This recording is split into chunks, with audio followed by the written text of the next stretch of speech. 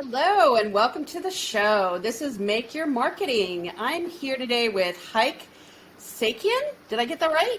Saakian. Saakian. I always get it wrong. Dang it. So Hayk Saakian works on one of our SEO teams here at Fingerprint Marketing and also has his own company, Logic Inbound in Seattle. And today we're talking everything SEO. So for you newbies out there, that stands for search engine optimization. And Hayk has been doing this since what? You were 16, 12? Yeah, pretty much since middle school I've been doing technology. Wow. Yeah. I think. Yeah, so he's been developing apps and building serial entrepreneur since an early age. He designed his first website in middle school. Oh my God.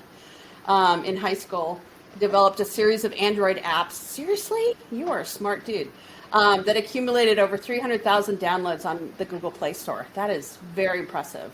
After he graduated UC Berkeley, his entrepreneurship led him to drop out and start SkyReal, a real estate recruitment SaaS company. Hayk poured all his experience as a developer and entrepreneur into Logic Inbound, where he now helps teams execute on high-performing marketing campaigns for billion-dollar businesses. He is passionate about WordPress, SEO, and all things entrepreneurs. Welcome to the show, Hayk. It's a pleasure. Thank you for inviting me, Pia. Yeah, so we talked a little bit before we went on this interview about, there's so much we could talk about with search engine optimization. Now, just off the bat, I want the audience to know the difference between, we're not talking paid ads, pay-per-click, or Google AdWords. We're going to talk about organic search engine optimization, which is my favorite because all the SEO that we've built up in the last 14 years is all from what I've learned from my SEOs and, just making tweaks and testing things. And now we get 50% of our leads from being found on Google. So our goal is to help the audience kind of debunk the myths out there about SEO and how they can make a few tweaks to improve getting found on page one. So let's dive in. So can you give us the three-legged chair of SEO, of local SEO? What does it consist of? Great question, Pia. I think it's a good question because a lot of times if you're just trying to get familiar researching online, it can be overwhelming. There's so many videos, so many blog posts, and people write thousands and thousands of, we wrote a whole ebook about what is SEO and how does it work. But really it comes down to three simple things, which is your technical factors. Is your website built soundly? Is it easy for Google to understand? Your content, the actual written words on your website, do those match with what your consumers are actually searching for? And then link factors, like your online PR, your digital presence. Are you considered reputable compared to all the other people that do something similar to you online? Got it. So it just comes down, it sounds simple enough, right? But there's a lot of work to be done. And what I usually tell our clients is that the on-page stuff that you do it's almost the easy stuff. It's the backlinks and the content production and all that. So what are some of the common myths about local SEO that the regular consumer might believe and not really know the true answer to in 2021? For sure. A common myth, and this is still pretty common today, is a lot of people assume that, that when you look at something on Google, the things that the ads, those are all paid for, you can trust them to a certain extent. And then everything after that, where it's the algorithm, the people assume that it has your best interests at heart, and Google is really trying to think what's the best thing for you to see what's going on. Such great guys.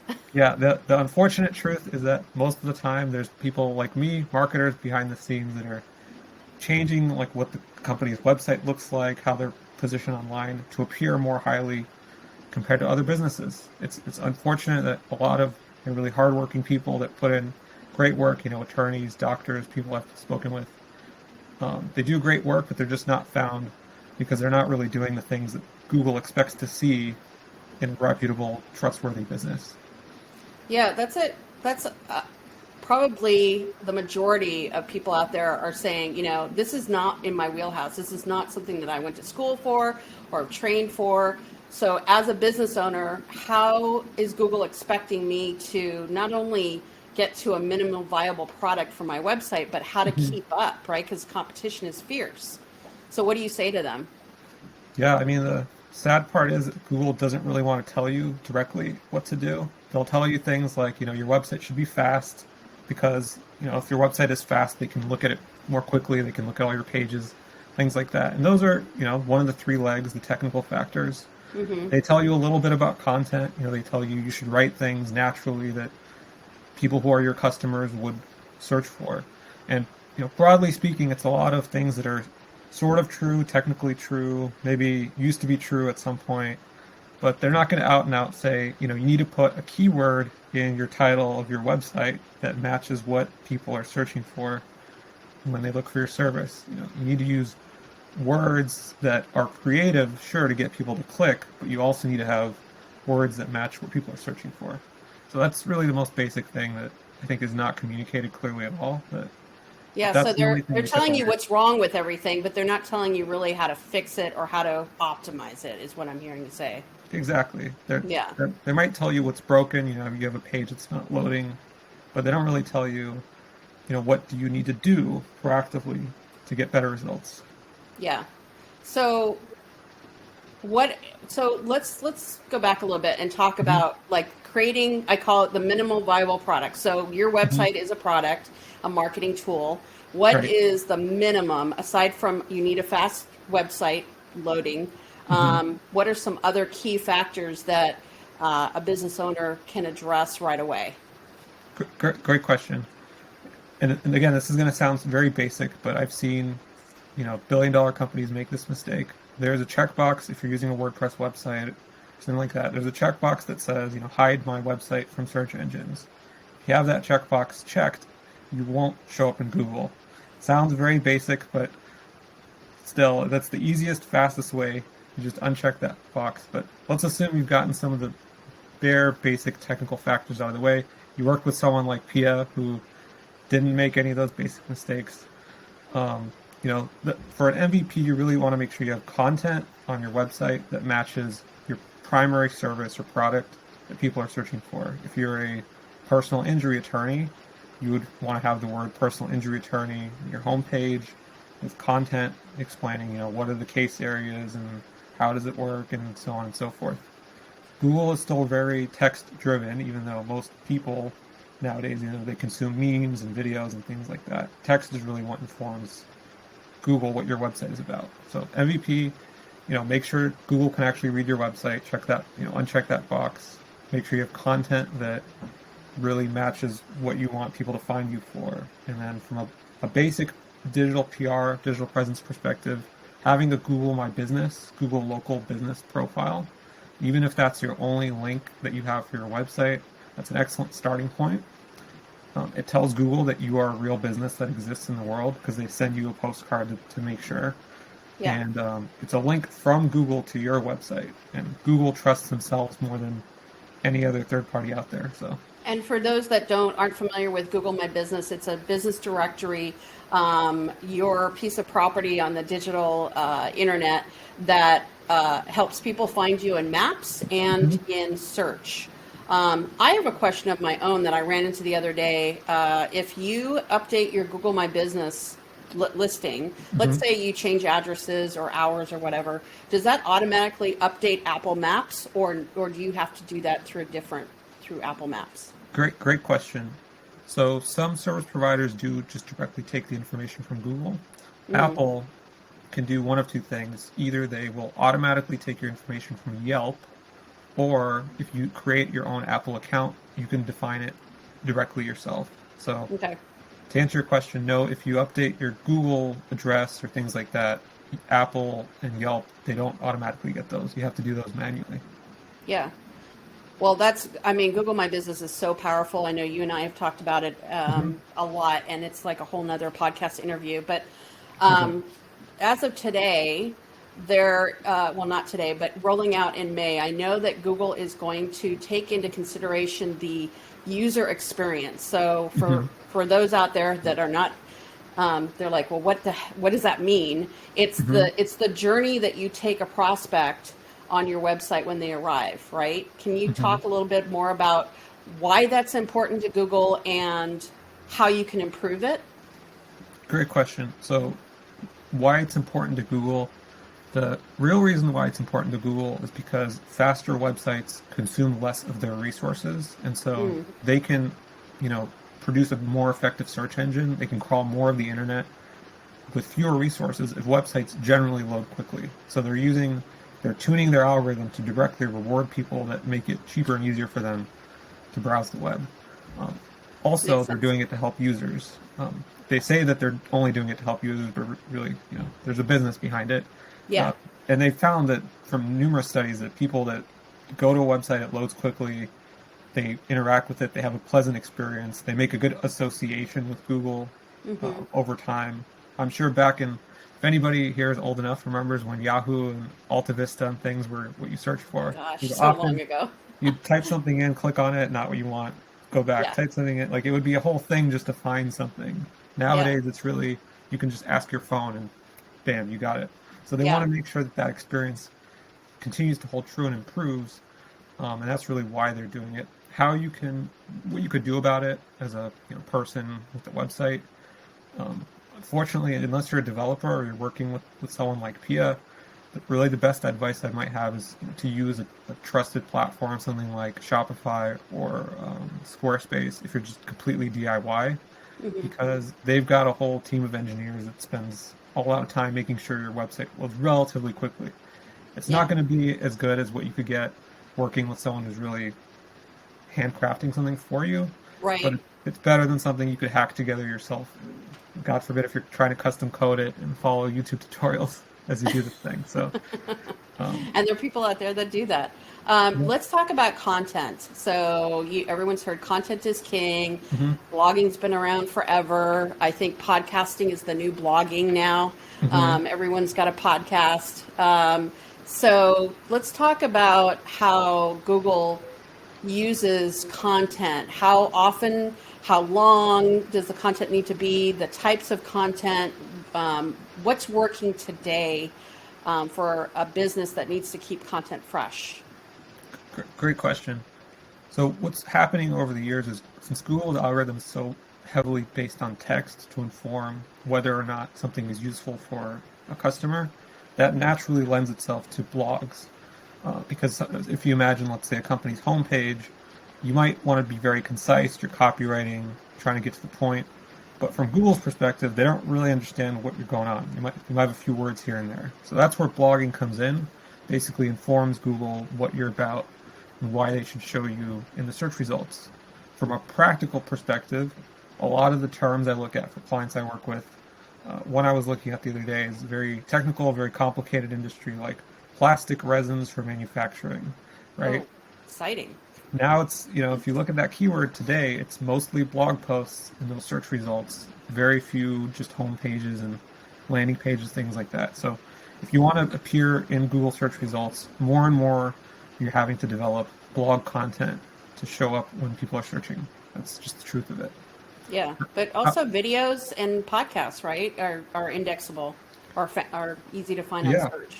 Yeah, for sure. There's a whole conversation about YouTube that we could have. A key statistic most people might not realize, YouTube is actually the second largest search engine in the world.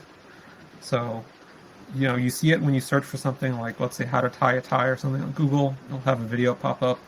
But more than that, people are just going straight to YouTube. So anybody with a national level audience, like if you're e-commerce, national consultant, that kind of thing, definitely needs to pay attention to YouTube. They haven't necessarily cracked the code from my point of view in terms of local businesses for video. It's still kind of mostly Google Business for maps and then local pages. But definitely if you have a national audience, you need to seriously consider video content in addition to your written. One simple way to do that is you might do a podcast kind of like this, and then you can transcribe it and get that text and, save yourself the time of having to think, gosh, what am I going to write 2,000 words about when it comes to, this, plastic resin manufacturing thing. Yeah, exactly. You could just kind of talk on a video, whether it's yourself or an interview. I love that idea. And there's a bunch of talk around length of content. Last statistic I read this week was the average top 10 positions have 2,500 words. Yep. Yeah, that's about average. Keeps going up every year. So Yeah, yeah. 2,500, I would say, is the rule of thumb in 2021. If you're watching this maybe 2 years from now, look at the newer Like statistics. 5,000. They're going to increase. Yeah. So definitely, good rule of thumb. Usually when we're getting really in the weeds, we'll actually look at the word count of every individual competitor on a particular keyword and then try to get more than what they're doing. Right, Sometimes and not just more, but better quality or more expanded, right? more in depth, basically. Yeah, Like yeah. getting really in, a simple example I can give you is think about like a scientific paper, like how they get way into everything. And frankly, the truth of it is most people are probably not going to read a lot of that content, but they'll read the part that applies to them and they'll click on the call to actions they see on that page. So Right. those are really the keys to tie it all together into a business outcome.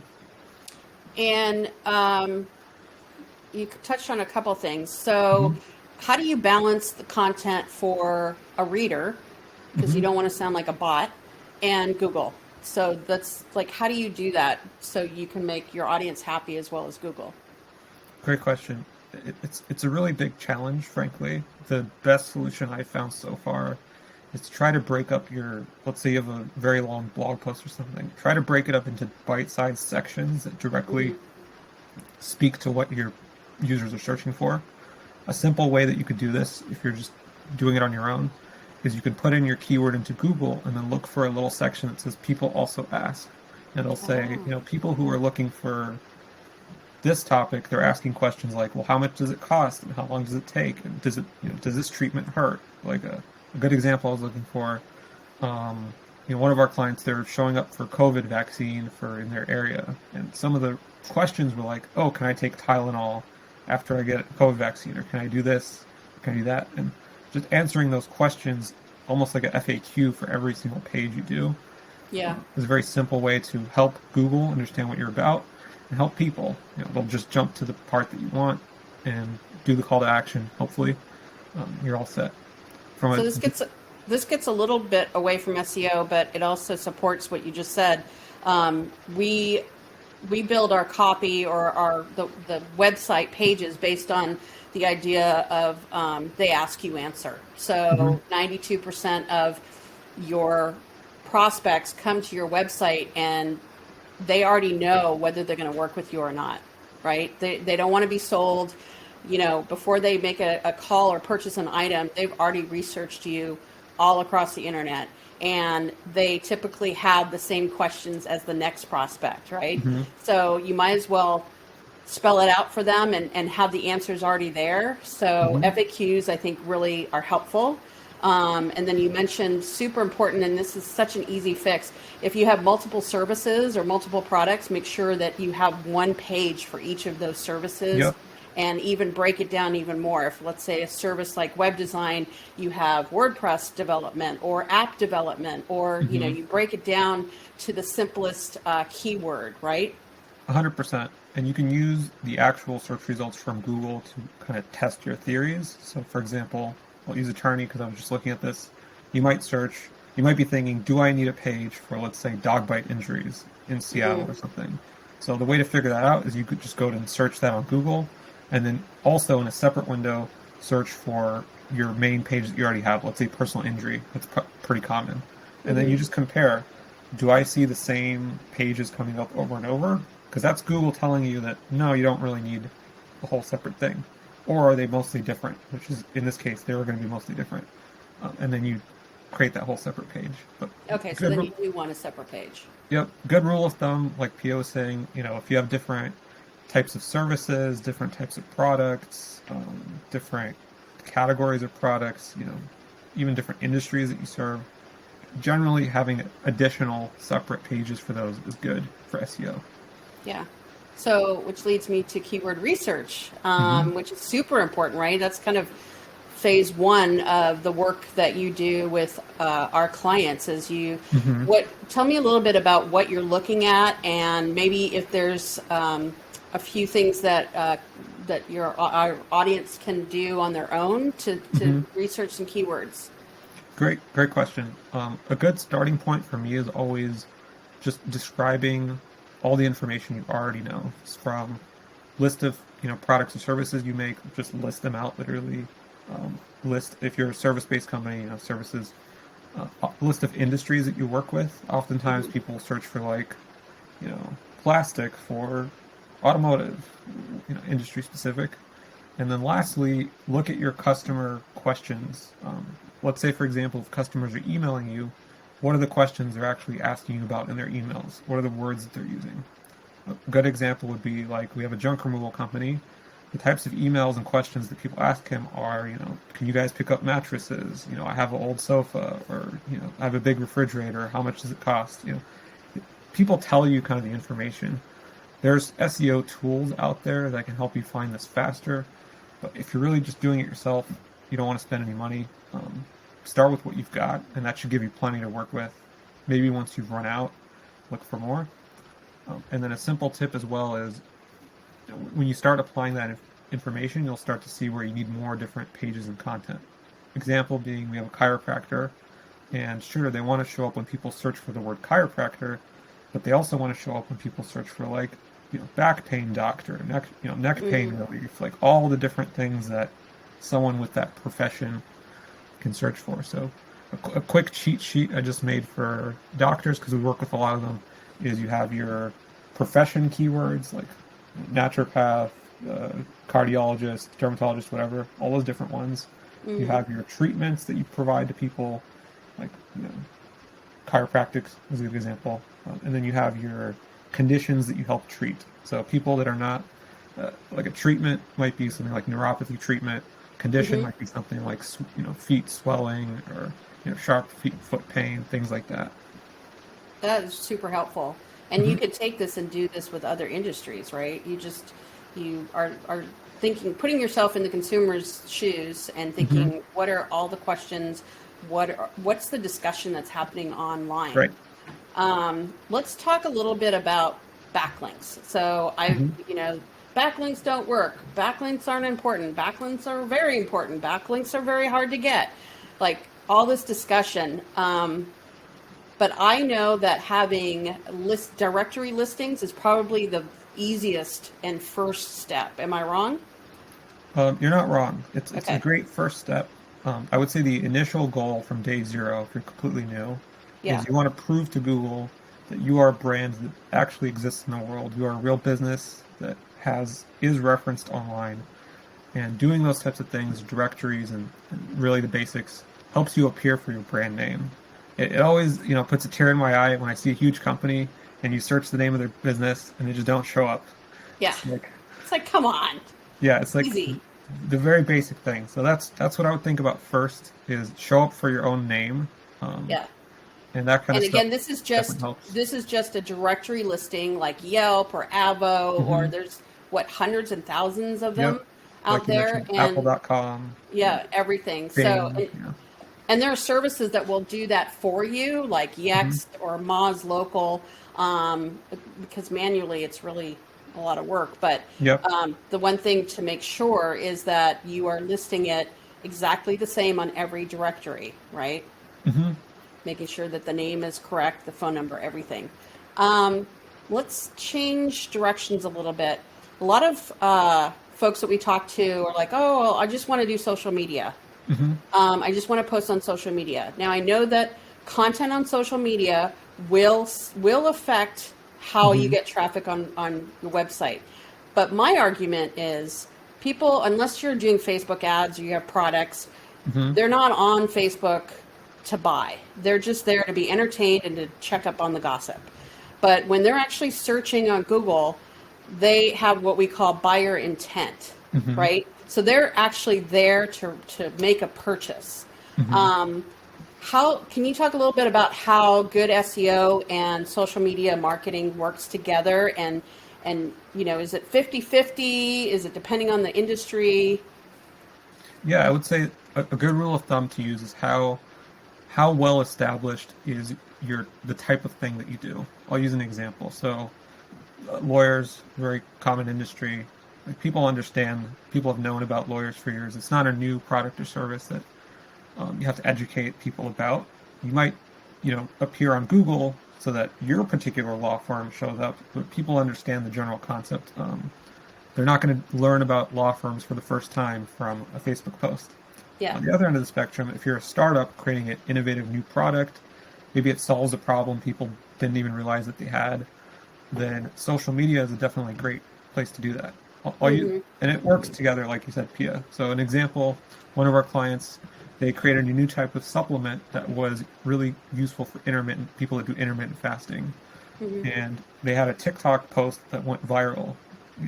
Rarely happens, cool. But they're very grateful.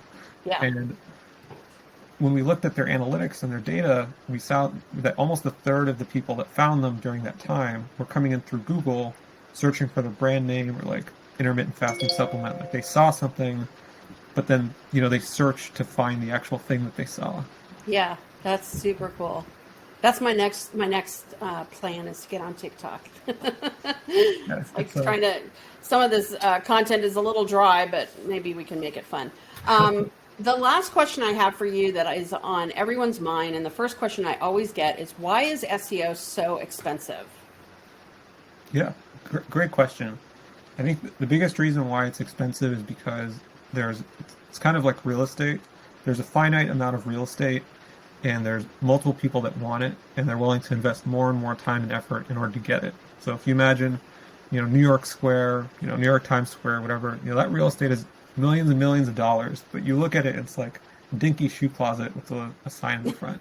I don't know if anyone's ever looked at New York real estate, but it's the same concept with SEO. It's expensive just because you're probably going after something where people who are searching for it are willing to pay oftentimes hundreds, if not thousands of dollars for a transaction. And so the market has kind of become more sophisticated and savvy over the years, and so prices generally increased. So unfortunately, that's why. Yeah, so and of course different industries like personal injury and all that are even more competitive, but that doesn't mean that you should ignore search engine optimization, right? For sure. There's definitely ways to do it efficiently and cost effectively. Even in that example of like a personal injury person, Google My Business is basically free, and they've tried to make it as simple as possible for people to do it themselves. If you only do one thing from this talk, if you only take away one thing, it's register a profile with Google My Business. Make sure to fill in all the boxes they give you. That gives you a really good head start to. Yeah, and I have some training on that I'll put in the show notes. Just go to business.google.com and start the directory listing or update it and optimize it. So I could go on for hours. So we're gonna have to do another interview, Hayk. This has been awesome. You're super on trend with everything that's going on, and it's hard to keep up, right? With all the changes. Yeah. There's always changes, and you have to sift through, what is real versus what is, hot air, what's actually happening on the ground versus what's going to happen 3 years from now. A lot of information out there for sure. Yeah. But it's not getting easier. This has been super helpful. Lots of takeaways for our audience. If you guys enjoyed this podcast episode, please subscribe, comment, like, share, and we'll bring Hayk back maybe next month we'll talk about Google AdWords. It's been great. Thanks, Hayk, for your time. It's been a pleasure. Thank you, Pia.